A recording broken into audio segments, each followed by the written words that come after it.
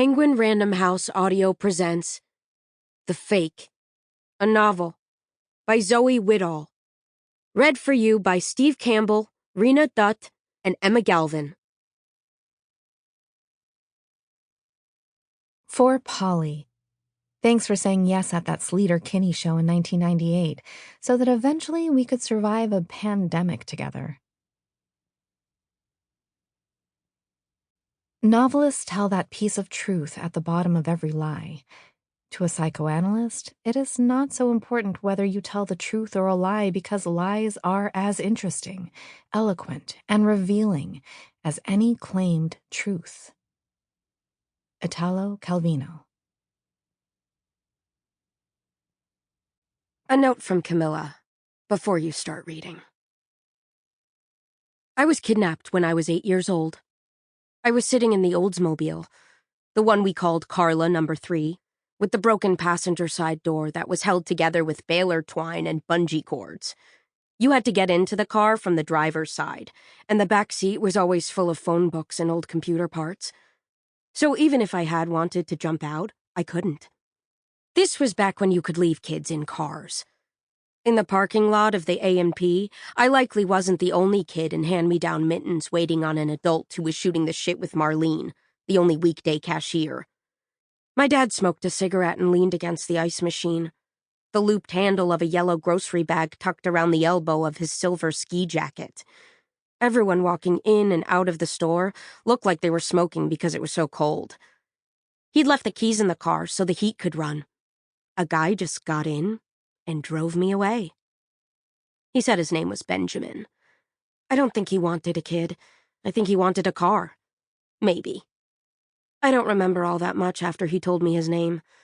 I don't remember how I got home, but I do know I lived with my Nana for a whole summer after that. She had a little red bungalow halfway between our church and the Chicken Yum Diner. Every night, she'd say, "Come on, let's go brush our jimmies." She'd tuck me into her waterbed with the coral satin sheets and then go sleep on the couch. Nana said my dad was special, and the world was never fair to him. In the fall, we had to go to court, my sister and I, and say where we wanted to live. My mother let my dad have weekends, which to him meant once a month. My childhood was unremarkable, except for the kidnapping. I stayed out of trouble unless you messed with my sister. I graduated with a respectable B average from my tiny high school on the shores of the greatest of the Great Lakes, and I went to college in the city for an English degree. I didn't expect to get knocked up at 18, but I guess it's in my genes. I named her Buffy, like the Slayer, and sent her off to live with a nice middle-aged couple in Barrie. That's why I never go to Barrie. I think if I saw her, I would know. But sometimes I get drunk and get on a bus there. I'm sober enough by the time I arrive that I just turn around and come back. When I was 25, I became best friends with Morgan, the head bartender at an Irish pub on College Street, where I was a server. Morgan and me were so tight, we spent Christmases together. Nana loved Morgan. We went to Mexico and we conned two rich guys into taking us to an all-inclusive. The strongest woman I ever met. On the night of a city-wide blackout, I walked into the storage room and found her dead. They say when you hang yourself, you really fucking mean it. She left me a note that just said, "Thanks for being loyal." That's why I've got this tattoo right here. My boyfriend at the time thought I was in love with Morgan, but that's just because he didn't have any imagination. He was a very literal person. But maybe he realized I didn't really care about him, and he saw that I was capable of caring for someone by how I treated Morgan. A year later, I found out I had a rare form of cancer. I kept trying to finish school and go to work, though. I'd just gone back to college at night to become a real estate agent. I was turning my life around, and then the test results laughed in my face. I wanted life to be as normal as possible, despite the treatments. I told my family I was going to handle it on my own. After Morgan died, my sister died. I started going to this grief support group. I didn't know what else to do.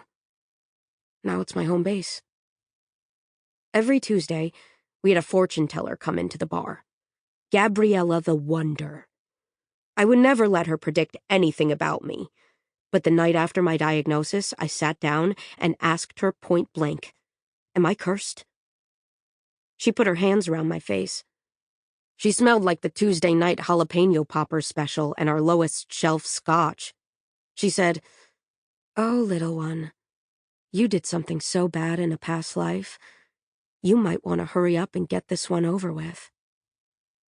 I laughed it off, but it came back to me on my 30th birthday as I loaded my dad's old .22 rifle and put it behind the driver's seat of the pickup and drove into the city to confront the ones who thought they could take everything away from me. Who are you going to believe? Someone like me, who has survived so much and has nothing to lose? Or a pathetic man who could barely tie his shoes after his wife left him? Or a woman who always thinks she has a brain tumor and has panic attacks in the grocery store? You're going to believe them because they have perfect teeth and never had to do anything they didn't want to do in life. I am tough because I have had to be. You're a smart person, obviously. You read books. I'm just trying to give you the basics right now. I have the right to defend myself. Doesn't everyone? Even these days? Today. Shelby hides in the closet and calls her father. It's a primal, childlike thing to do, to call your dad when you're in danger. If you have a good father, anyway, and Shelby's is one of the best. Also, she is maybe still a bit drunk, not thinking clearly. Voicemail. He's the kind of dad who insists on singing his outgoing message to the tune of Born in the USA.